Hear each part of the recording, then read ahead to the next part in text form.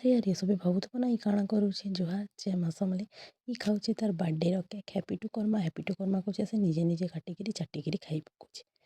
ଏଇଟା ଦେଖ କେତେ ସୁନ୍ଦର ସୁନ୍ଦର ଫୁଲ ଫୁଲ ଦେଖିଲେ ଆଉ କେନେ ରହିପାରିଲେ ନା ଫୁଲ ଦେଖିଲେ ତ ମନଟା ଚହଟି ଯାଏସି ନା। ଏଇଟା ଦେଖ କେତେ ସୁନ୍ଦର ସୁନ୍ଦର ଫୁଲ ଏଇଟା ହଉଛି ଆମର ତହସିଲଦାର ମ୍ୟାଡ଼ାମଙ୍କର ଘର ଯେନେ ଫୁଲ ଲଗେଇଛନ୍।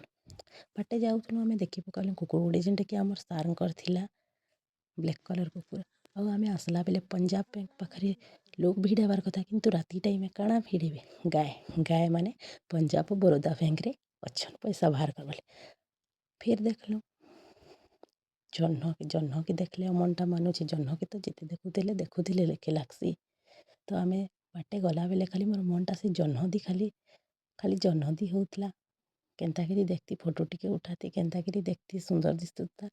ଏନ୍ତା ସବୁ ଦେଖି ଗଲା ପରେ ବଡ଼ ଗଛ ଗୋଟେ ଦେଖିଲୁ ତାପରେ ଫିର୍ ସେ ଜହ୍ନଟା ଆସିଲା ଜହ୍ନକେ ଦେଖିକିରି ଆଉ ଟିକେ ମନଟା ଖୁସ୍ ଲାଗିଗଲା।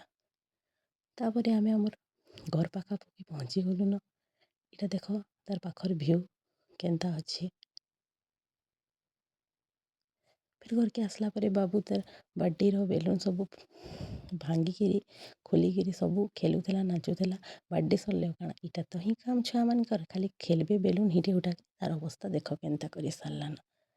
ତାପରେ ଆମେ ଗଲୁ ବାଦାମ ଲୁଡ଼ୁ ବନାଉ ଏଇଟା ଆମର ବାଦାମ ଲୁଡ଼ୁ ପ୍ରିପାରେସନ୍ ଚଲୁଛି।